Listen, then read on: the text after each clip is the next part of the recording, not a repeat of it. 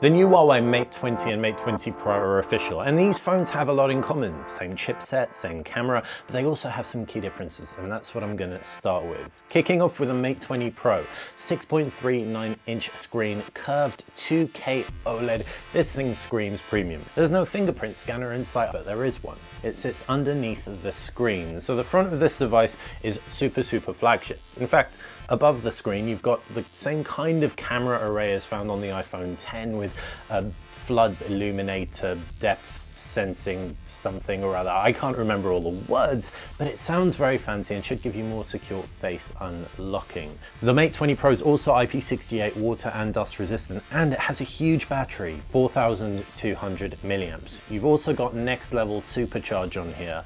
40 watts, that means in 30 minutes you're going to get 70% battery, which is astounding. There's fast wireless charging on here as well. Again, the first time an easily accessible Huawei phones had wireless charging, and it does something really smart.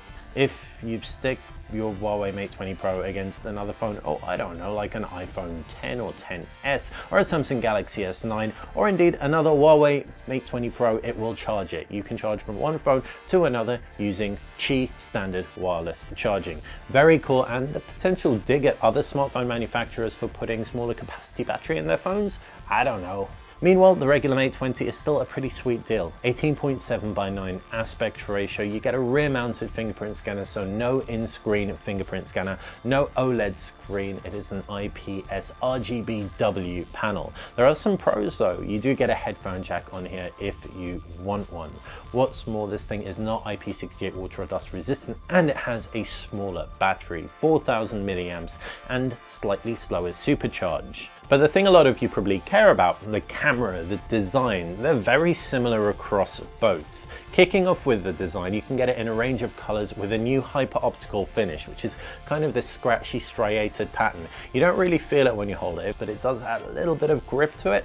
You also get the Kirin 980 chipset in here. First Cat 21 processor enables 1.4 gigabit per second download speeds, and it has some new fancy architecture that makes it more powerful and better at power managing too. EMUI's also had a refresh for Android Pie. You've got digital balance, which is Huawei's take on digital well-being, so you can prevent yourself from using applications after a certain amount of time, activate black and white mode, etc. And it's also been decluttered quite a bit. What's more, you've also got wireless EMUI desktop, so you can project from your smartphone to a Miracast dongle or monitor without having to plug cables in, and you get a desktop type experience. Now onto probably the most exciting thing, the cameras. You've got a square setup on the back of the phone, and first impression kind of looks like there's 4 cameras, but there aren't, there are 3. That other dot is obviously the flash. You've got a regular field of view 40 megapixel sensor, you've got an ultra wide angle 20 megapixel sensor,